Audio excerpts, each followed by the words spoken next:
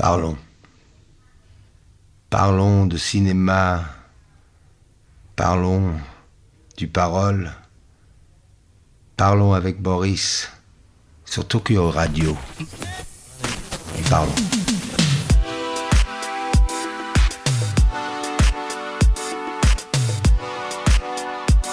Chers amis auditeurs, bienvenue sur Tokyo Radio. Votre hôte Boris Pierre reçoit aujourd'hui Jean-Marc Barr. On faisait des films qui étaient sur la liberté. J'étais artiste pour un Californien, c'est pas mal. Tu vois, parce que moi, je suis un peu l'opposé de Jean-Claude Van Damme. Lui, il est venu... Et c'est un mec brillant. C'est-à-dire, il a choisi le bon moment pour aller là-bas. Son enthousiasme était sincère. Et il a fait ce genre de film. Il y a des gens qui adorent. Et aussi, le personnage, pour moi, est sincère. Donc, mais moi, j'ai eu la possibilité, quand mon père est allé... Tu l'as fréquenté, tu le connais? Non, je ne le connais pas, mais j'apprécie, je comprends. Parce que moi, je me retrouvais dans une situation... Quand mon père est allé au Vietnam en 67-68, j'étais un Américain. Mais ma mère m'a emmené avec ma sœur et m'a installé dans un HLM à Montreuil avec ma grand-mère. J'ai commencé l'école en France avec les tabliers et l'encrier et je comprenais rien. Je parlais à peine la langue. Mais cette année en France, tu vois, quand je suis parti, quand je suis parti des États-Unis, j'avais le crew cut militaire, mais c'était 67-68, l'offensive de tête où mon père se retrouvait à Saigon, mai 68, c'était une sacrée année. Et j'avais les cheveux jusqu'aux épaules quand mon père nous a accueillis à l'aéroport et il ne comprenait pas du tout. Donc la France, pour moi, a été un terrain où mes premières émotions, même si elles étaient en conflit, ont commencé. Et donc mon rapport avec la France, elle est importante parce que quand je me suis senti étouffé par cette illusion américaine, je voulais m'échapper. Et c'était la meilleure chose que j'aurais pu faire parce que j'ai gardé cette idée de liberté que l'Amérique un peu peut représenter, même si on a tué plein de gens pour l'avoir. Mais la France, elle m'a apporté... Il y a Mark Twain qui a dit une chose magnifique sur les Français. Les Français, c'est le... Tu comprends l'anglais? Oui. The French are the missing link between man and ape. Et c'est parce que les Français n'ont aucun problème à mettre leurs mains dans tout. Ils ont questionné. Là, j'étais dans une discussion avec quelqu'un qui était fâché à cause de ces trucs du dernier repas qui était interprété, de trucs qui créent scandale. Et je dis, mais attends, c'était un Américain, je dis, il ne comprenait pas, c'est scandaleux. Je dis, attends, il y a 2 siècles, on a détruit l'Église. Tu ne comprends pas ça. On n'est pas sous cette... Pourquoi tu mets tout l'emphase là-dessus? Regarde ce qui s'est passé sur le Pont des Arts. C'était magnifique. Mais tu vois, donc en tout cas, pour moi, la France représente ça. Et donc, dans cet esprit de photographie, j'étais inspiré par les mouvements de peinture. Donc, j'ai vraiment eu, pour un Américain, une éducation européenne à mort. Et ça continue, c'est comme un drogue. La photo, c'était vraiment, comme je t'ai dit, mon côté artistique. Et c'est mon cœur qui décidait. Je faisais plein de fautes. Mais j'ai découvert que ce style-là, avec ses intenses noirs et blancs, le côté un peu von Sternberg, que cet style se présente comme ça et que je choisis de montrer ces photos-là. Mais c'est dans une classicisme et c'est dans une émotion et aussi rien de préparé. Pour moi, c'est le but de la... Pour moi, je tourne plein de films, j'en ai tourné 120. Mais pour moi, la caméra, elle est tout le temps allumée. C'est une philosophie, c'est-à-dire tu veux jouer le héros et tu joues. Et donc, la lumière... C'est une philosophie, c'est presque spirituel. Hein. Bah pour moi, Dieu, mon fils qui a 8 ans, 9 ans, commençait à me parler de Dieu. Et j'ai dit, écoute, Jude, on va parler plus profondément, mais c'est maintenant, là. Toi et moi en train de parler, c'est... Regarde l'univers la Terre qui tourne, l'univers qui en est expandé. Regarde la belle fille dans la robe verte là-bas, elle est incroyable. Qu'est-ce que tu as dans la tête? C'est maintenant, Dieu. C'est tout ce que je peux te vendre, que je sais. Et donc, à une photo, ça doit être un instant de cette harmonie, de spiritualité. En tout cas, quand tu l'attrapes, tu ne peux pas l'avoir tout le temps. Quand tu l'accueilles, Ben, c'est-à-dire, c'est marrant, j'étais avec les gens de Warner, là, et les pauvres, ils sont tellement comme les gens de Gallimard. C'est-à-dire que quand tu travailles pour une corporation, malgré tout, tu as un boss imaginaire qui est au-dessus de ta tête, qui est sur le téléphone, et t'es pris. Tu fais un salaire, mais tu es esclave 24 heures sur 24. Il y a une certaine... C'est comme... Pourquoi être forcé à conduire une voiture? Pour moi, on a vécu la bonne époque, quand il n'y avait pas beaucoup de monde. Mais là, maintenant, quand tu vas à Los Angeles, c'est 8 fils. Le seul endroit où tu vois les gens, c'est sur l'autoroute. Et tu as vu Crash? oui, je l'ai vu. Ouais. Ça a tapé fort, parce que c'est justement dans cette tragédie-là. Donc la rue ici, finalement, c'est la campagne pour toi. Pour moi, j'ai pas d'appartement. Venant de Los Angeles. Ah non, c'est-à-dire, j'évite d'y aller. J'évite, mais avec le succès du Grand Bleu, ce qui est marrant, c'est que c'est revenu vers moi, parce qu'on en parlait là. J'étais en train de faire le check-out à un hôtel, et tout d'un coup, il y a une femme qui sort du salle à manger. Oh, je remarque pas. Oh, j'ai vu le film 40 fois, je t'adore. Est-ce qu'on peut faire des photos? Oui, photos. Et signer, oui, voilà, signé. Et donc plus de cinéma. Et je dis non, tu sais, c'était tellement super, j'étais un star du lendemain, pourquoi continuer? J'ai tout fait. Donc j'ai décidé à prendre la retraite. T'as pris la retraite à 30 ans? Je dis oui, c'était fantastique, je vis superbement. Mais comment tu vis? Je dis, gigolo quand il le faut. C'est-à-dire que je ne prends pas ce métier au sérieux.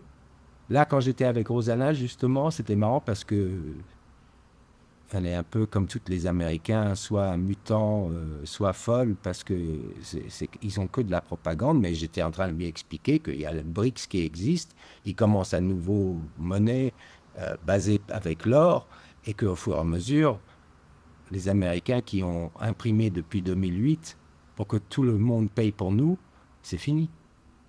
Et donc elle a dit, oh my God, what am I going to do with all my money? Ah, je ne sais pas. What are you going to do with all your money? Qu'est-ce que tu vas faire? Je dis, écoute, moi, je suis toujours resté pas très loin de zéro, j'ai pas grand-chose à perdre. Mais pour moi, c'est Kerouac, là, tu vois, c'est-à-dire, c'est pas important. Tu gardes pas ça. Donc, l'esprit nomade, ça va avec la photographie.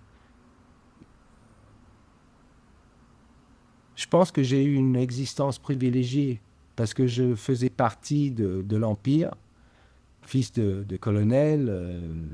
J'ai vécu le rêve américain. Mais ça me semblait fou parce que ce que j'avais vu à Paris était... il y avait de l'émotion, tandis que je ne l'avais pas là-bas. Et donc, peut-être la photographie aussi, cette poursuite de l'émotion. Et je pense que j'ai quelques bons exemples de ça. Mais tu l'as vu. Mais je suis acteur parce que là, par exemple, j'ai pu témoigner au théâtre Laurence Olivier, Peter O'Toole, Richard Burton, Anthony Hopkins, au théâtre. J'ai vu des choses qui m'ont inspiré, Burt Lancaster. C'est-à-dire le cinéma est aussi fort que la littérature. L'image. Moi, j'étais un enfant de l'image.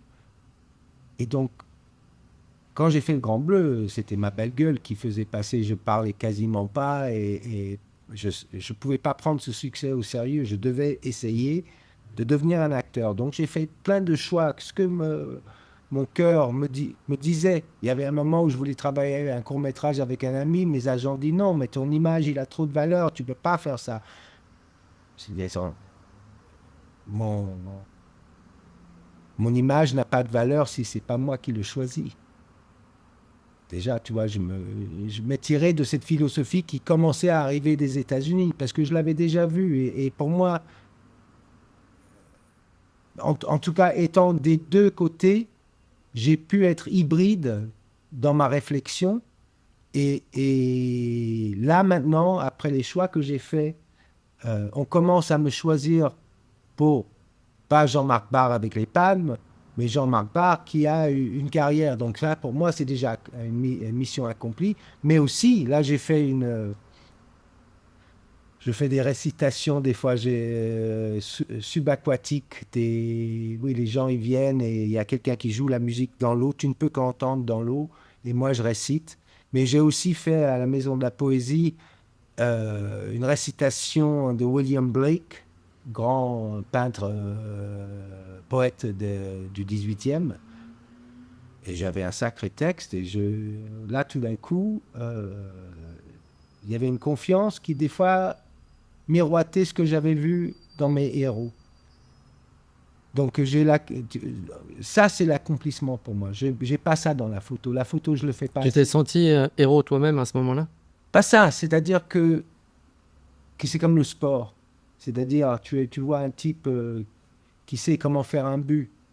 Toi, tu sais pas, même pas les premiers pas, mais tu apprends et après 10, 15, 20, 30 ans, là, tout d'un coup, tu commences à comprendre des choses. Et là, depuis que j'ai 50 ans, je commence à, comme Prospero dans La Tempête, avoir mes outils, ce qui marche pas.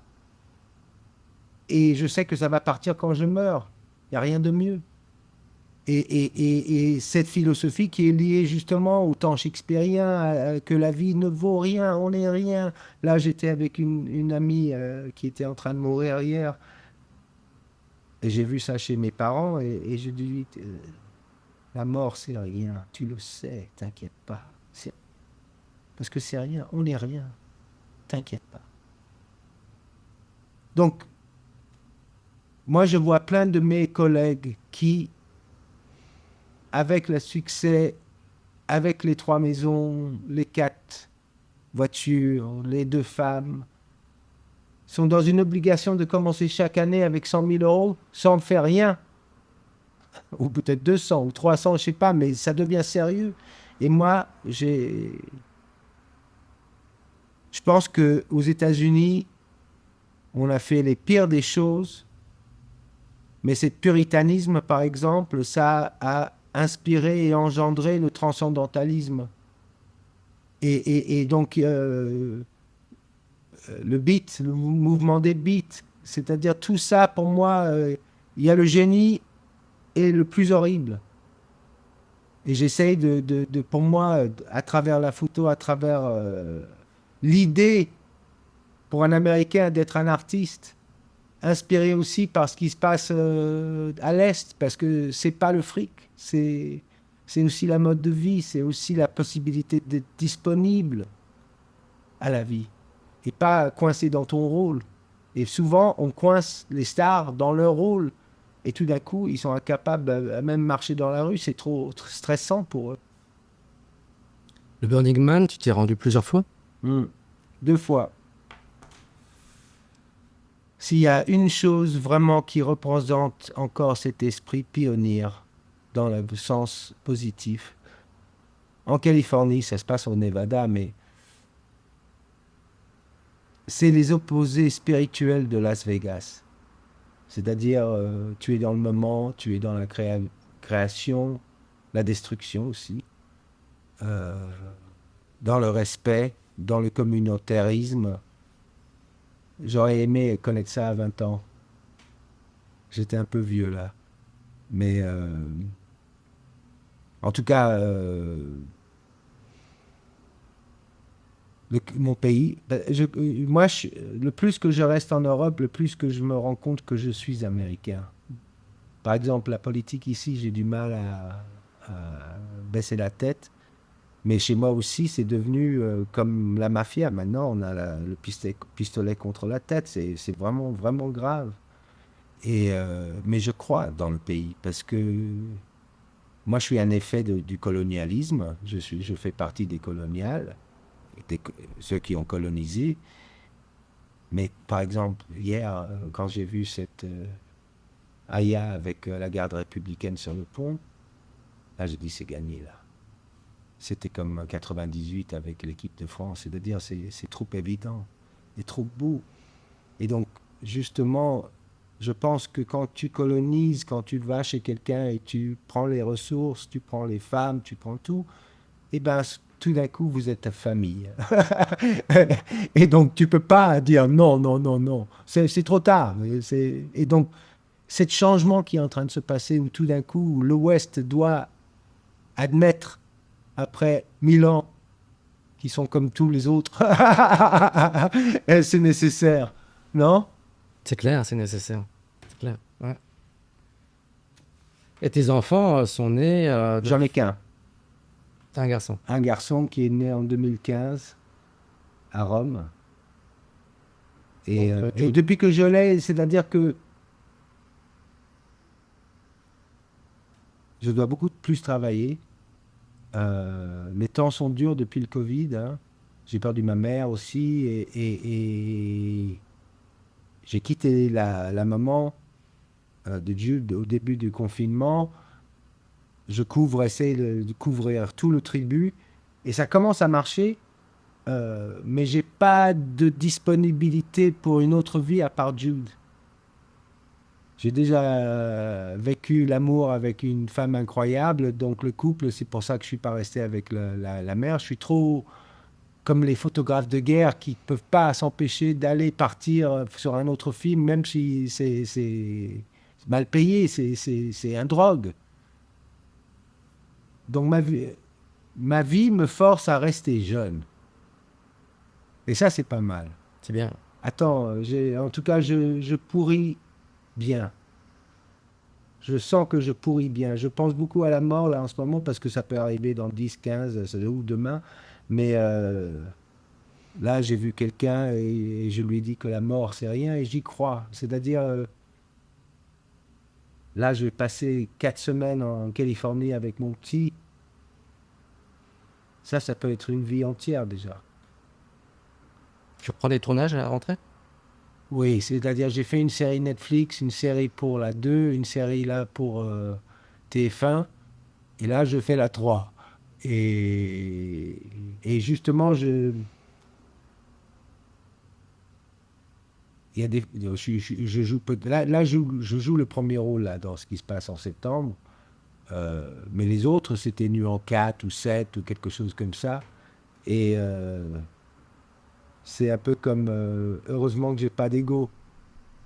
Et je fais ce métier parce que je l'adore. Et je pense que ça, c'est une chose que tu perds si tout d'un coup ça devient commodifié. Parce que tout d'un coup tu vaux quelque chose. Et par exemple, pour donner un bon exemple, pendant le confinement, juste avant, on m'avait offert un film, de jouer un court-métrage, un type qui fait les plonger dans les grottes. Mais j'ai expliqué au metteur en scène, j'ai dit, j'ai fait le Grand Bleu, mais je suis pas plongeur. Hein, je peux faire quelques trucs, mais je suis pas plongeur. Et là, dans les grottes, mais avec le confinement, tout d'un coup, ça me donnait une occasion de sortir, et donc on a venu et on a Avec vu quoi tu l'as fait quand même, hein?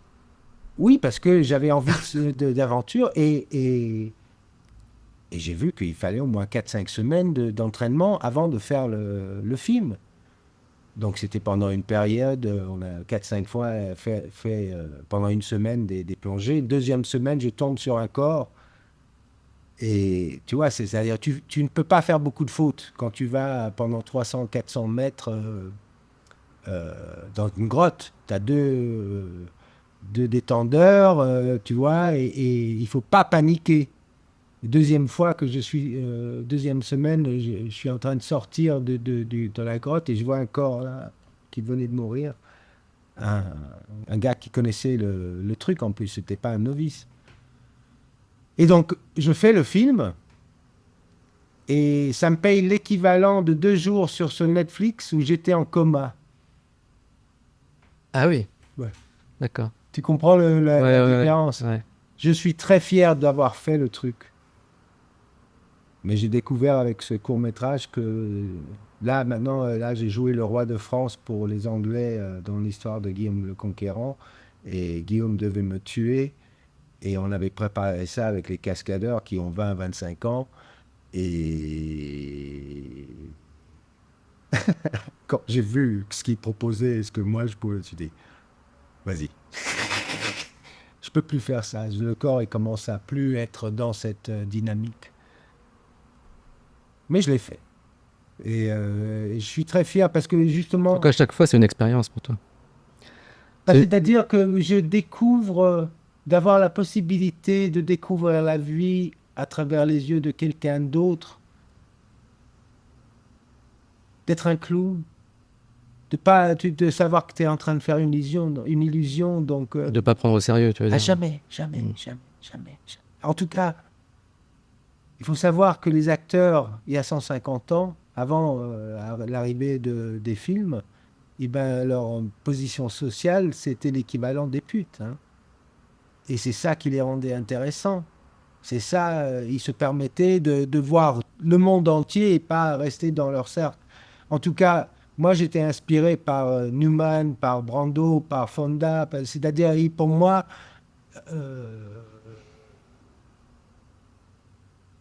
tu pouvais être un prophète.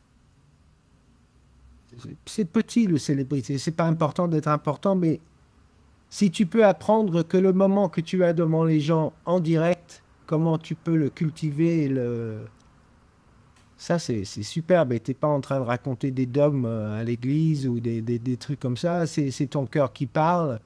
Et en tout cas, je suis content d'être venu en Europe.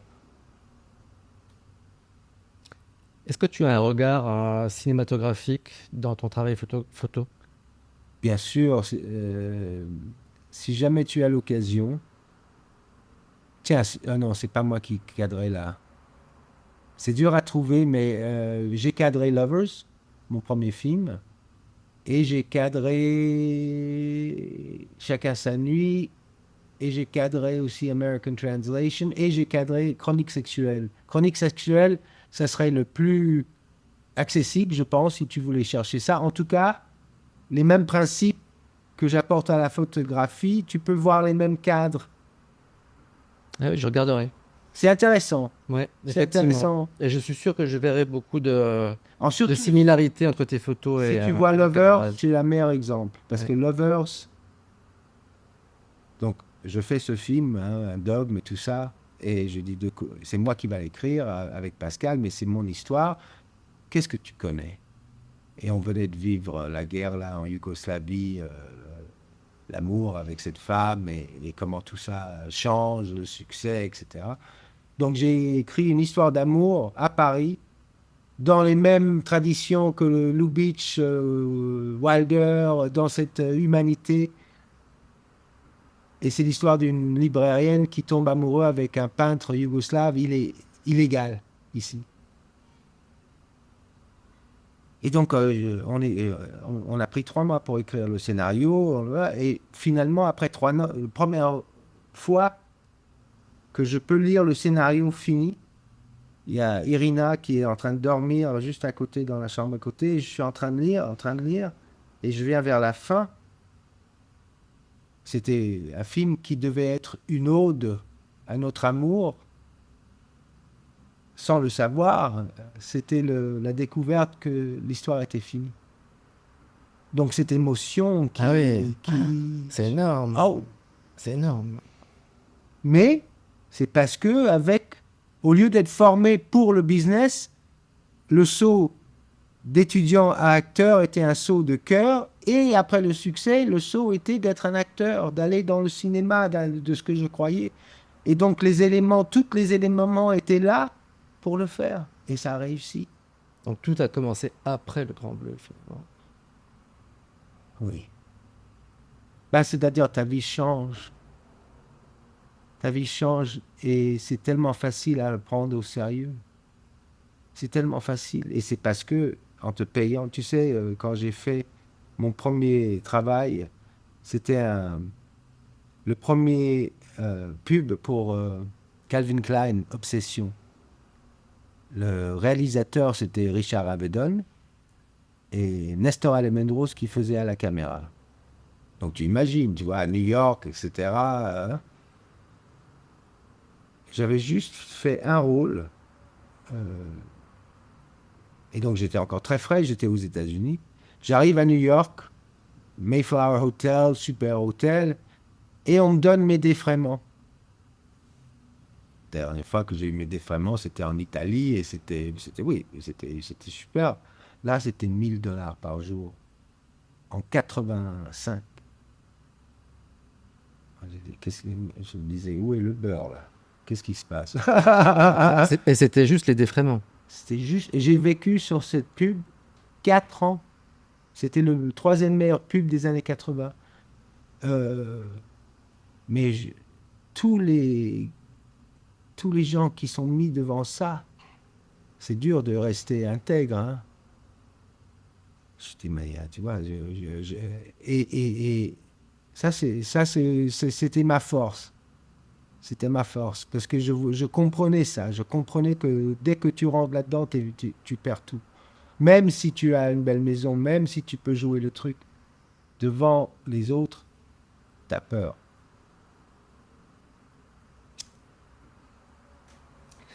Qu'est-ce que tu as envie de faire avec tes photos? En ce moment, je sais pas. C'est-à-dire que je suis en train d'essayer d'écrire un peu et peut-être ma vie avec les photos, faire un truc peut-être online, je sais pas, un truc comme ça. J'ai essayé de faire quelques ventes, j'ai même vendu quelques-uns à un prix, mais j'ai jamais su comment créer la valeur là-dessus. C'est pas ton truc. C'est-à-dire que je suis acteur. Et donc je sais que surtout avant que j'ai le Parkinson's j'ai accès à ma vie. J'ai accès à un accès mais sublime. J'essaie d'écrire dessus. Je suis assez. J'ai pas le temps. C'est-à-dire je vis là depuis 1 an. Je vis dans les hôtels, dans les aéroports. J'ai beaucoup travaillé pour essayer de rattraper les choses en termes finances. Et donc, je suis en plein vie, mais j'emmène pas mon appareil. C'est-à-dire, les rôles ne sont pas assez longs pour que je... Et il n'y a plus le côté un peu Club Med du cinéma, c'est fini. Je peux le voir, ton appareil? Il est là. C'est un M6, non? Ouais.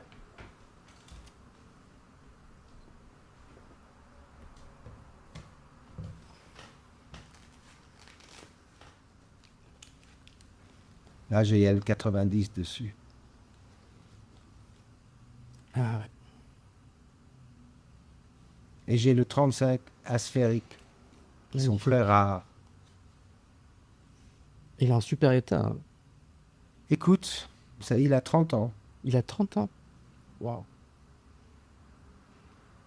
Écoute, il n'y a pas une marque, rien, pas une griffure. Je m'occupe de mes choses, hein, et il a quand même fait beaucoup de routes. Hein. Waouh. Non, je suis quelqu'un de très soigneux. Impressionnant. Très très chouette. T'as l'impression qu'il est neuf. Mais c'est-à-dire que je suis en train de vieillir là. Je me rends compte, c'est difficile, mais je me rends compte que je suis plus irrésistible. Avant, je pouvais séduire et faire des photos et tout ça, et là, maintenant, je savais pas montrer comment le dernier rôle là, où est-ce qu'il est. T'avais la barbe, non, il n'y a pas longtemps, non?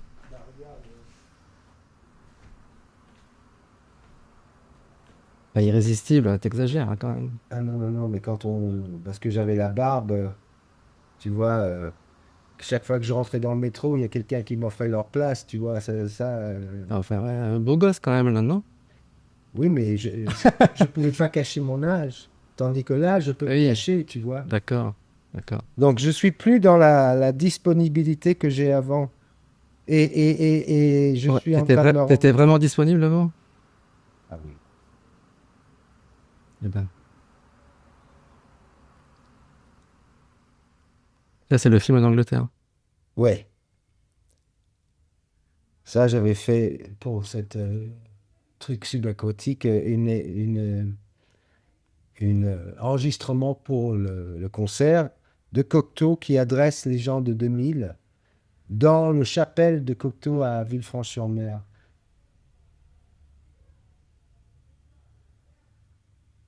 Donc tu vois, j'ai des choses intéressantes. Mais là, si t'avais pas le même t-shirt, je t'aurais presque pas reconnu. Hein. Ah oui, je te dis. Et aussi, oui, c'est-à-dire que je pense que les choix que j'ai faits m'ont préservé. Et surtout, oui, je suis encore filmable et je deviens mieux. Je suis encore 100 fois mieux que j'étais quand j'étais beau, jeune et beau, même si tout le monde ne le voit pas, mais je le sais. Et ça, c'est une chose, c'est une confiance que mon petit voit qui vaut plus qu'1 million de dollars. Ma valeur, elle est dans moi. Et c'est surtout la photo qui m'a appris ça. Ma valeur, c'est moi. C'est qui je suis. Et pour moi, c'est tellement évident. Je ne peux pas dire à mon fils, sois sérieux pour devenir un banquier, quand je sais très bien que je ne voudrais même pas le connaître. Mais si, mais je l'aimerais, mais ça, c'est pour toi si jeune. Merci. T'as pas envie de les montrer, ces photos? Lesquels? Tes photos? Ben, j'essaye, hein. J'ai pas beaucoup de temps et j'ai pas d'agent et je te dis. Là, Charlotte, quand elle est venue parce qu'elle avait vu le livre, moi, j'essaie de faire quelques trucs, mais tu connais le business. C'est-à-dire que c'est une clique, c'est des trucs, il faut rentrer pour avoir des prix. Donc moi, j'ai la même chose avec le cinéma. Il y a Négatif Plus, tu connais les gens là-bas? Non, pas personnellement. Bah, c'est-à-dire, ils ont pris 7 de mes photos, ils ont un online truc. Je ne sais même pas s'ils ont vendu. Ah, C'est des- ça en avait. Tu vois, je ne sais Mais c'est pas. de la vente hein, online. C'est-à-dire que je le fais parce qu'ils m'ont aidé à faire le livre, par exemple. Ah oui, pour les prints. Non, ils ont fait toutes les négatifs H définition D'accord. pour le livre. D'accord. Ouais. Mais je suis quelqu'un, c'est-à-dire si j'avais que ça là-dessus concentré, je trouverais un moyen de faire le livre, d'essayer de créer un produit. Je suis encore en train d'apprendre à créer un produit au cinéma parce que le cinéma français, ce n'est pas un marché. C'est l'argent pour que l'industrie existe au dépit du produit. Donc tout d'un coup, il y a pas de méritocratie, on a les mêmes gens et c'est assez banal. Donc nous, on a fait, avec nos films, on a fait des films internationaux, ils étaient en anglais, etc. Et on a fait un petit profit, mais on a vécu sur les clics de Netflix. Là, on a fait un film, si tu veux voir, il est sur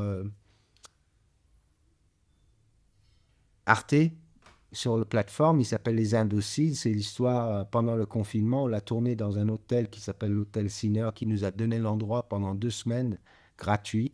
Oh. Et c'est l'actrice qui est héritière de Lacoste qui nous a donné 250 000 euros. C'est elle qui avait le premier rôle. L'histoire d'un... Donc c'est elle qui vous a donné 250 000 euros pour jouer un rôle. Ouais, mais c'est elle est productrice aussi. Hein. Ah oui. Et c'est l'histoire d'un manager d'un hôtel qui commence pendant le confinement un service d'escorte, femmes et garçons. Et donc c'est tous les clients qui passent. Et on a tourné ça et arrive la fin du Covid, il y a 350 films à sortir, c'est impossible d'essayer de vendre quoi que ce soit. On a attendu 1 an et demi, j'ai vu le type Olivier Père chez Arte, il a beaucoup aimé le film.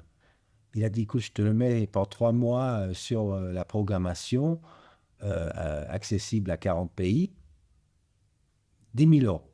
OK. OK, ouais. C'est mieux que rien, attends. C'est déjà Arte derrière, qu'il n'y avait rien avant. Après le premier mois, Et puis l'objectif, c'est quand même de le montrer, ce film. attends, au lieu de payer 250 000 pour une sortie salle où tu as 3 salles et personne n'arrive, Là, tout d'un coup, on a fait plus d'1 million de vues. vues en France, en Allemagne et en Italie. Donc, on est en train d'essayer de trouver un modèle où on peut garder cet éditorial. Mais étant que l'Internet a tout changé et qu'il n'y a plus d'arène, c'est comment produire. Tu sais, j'étais avec un chef-op là, Luca Bigazzi, qui fait les films de Sorrentino. Et on était en train de parler. Il a dit, Jean-Marc, je te propose, tu fais ton prochain avec celui-là. Parce que cette image-là, elle est incroyable. Avec l'iPhone.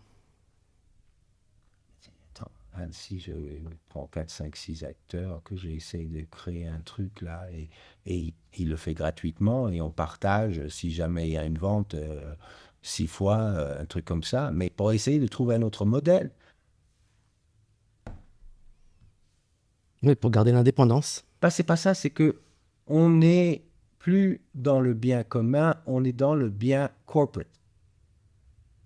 Notre démocratie est dominée par le grand business. Donc, le bien commun n'existe plus. Il faut trouver un autre moyen, il faut trouver... Moi, je pense qu'on est en train de vivre peut-être comme la fin de l'Église, la fin de la nation.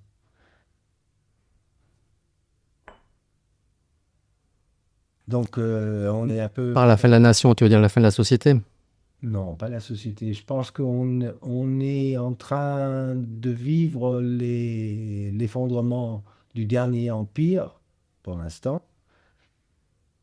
mais qu'avec l'Internet, il y a peut-être une idée qui va peut-être être une alternative à ce qui a été proposé depuis tant de temps. On est bombardé avec la propagande, la télé qui essaie de se légitimiser avec 10% de la population, mais ça ne va pas. Et tout le monde demain, avec Internet, avec le streaming, tout le monde peut réaliser son film. Oui. Restera la problématique de la diffusion. Non, mais nous, on a connu quand il y avait une arène, quand il y avait 3-4 chaînes de télé, quand il y avait 7 films qui sortaient par semaine dans le monde entier. On parlait des mêmes choses. Là, maintenant, c'est des archipels. Les gens ne sont pas sur le même courant. C'est une évidence, là, maintenant. Mais, ça montre comme PNL. Tu vois qui c'est? Ben, ils ont la chose que Prince n'a pas pu faire, que Michael Jackson n'a pas pu faire, et ben, eux, ils ont fait. C'est-à-dire, c'est à eux. Ils sont ignorés par l'establishment, mais c'est les plus grosses ventes sur Apple, comme Aya aussi. C'est-à-dire qu'on est dans une évidence que le monde change, là. Que les choses qui contrôlaient les choses sont plus la même. Regarde la photo, quand il y avait les agences. Il y avait une valeur, mais il fallait travailler pour l'avoir. Maintenant, tu peux l'envoyer gratuitement en une demi-seconde. Donc la valeur a changé. Le cinéma a changé. Ils vont essayer de faire des Disneyland avec maintenant. Tandis qu'on pourrait avoir une autre alternative, le cinéma européen à 6 €, et ça change tout le temps. Là, peut-être on pourrait... Mais on est... Ouais, le problème, c'est les Américains. Dès qu'on a réglé ce problème... Bon, tu vas nous aider, Jean-Marc, alors. Je vais aider, ça c'est sûr. Au top. Au top. Au top, il n'y a rien à dire. Chers amis auditeurs, retrouvez-nous pour la deuxième partie de notre conversation avec Jean-Marc Barr, et toujours sur Tokyo Radio.